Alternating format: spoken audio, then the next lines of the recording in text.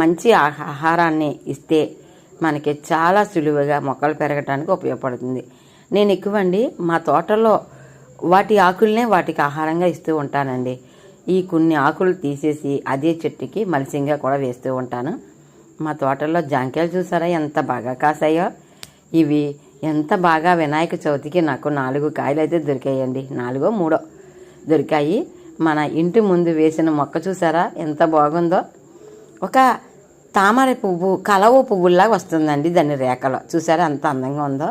Green తామర ఎలా ఉంటుందో అదే మాదిరిగా ఉందండి. ఇంకా కొన్ని ఆకులు అయితే తీసేసాను, ఎందుకంటే ఇది నేల మీద పెట్టాం కదండి, పిల్లల దగ్గరికి వస్తే పిల్లలు ఎవరికైనా గుచ్చుకుంటుంది అన్న ఆలోచనతో నేనైతేనండి అవి కొన్ని కట్ చేసేసాను.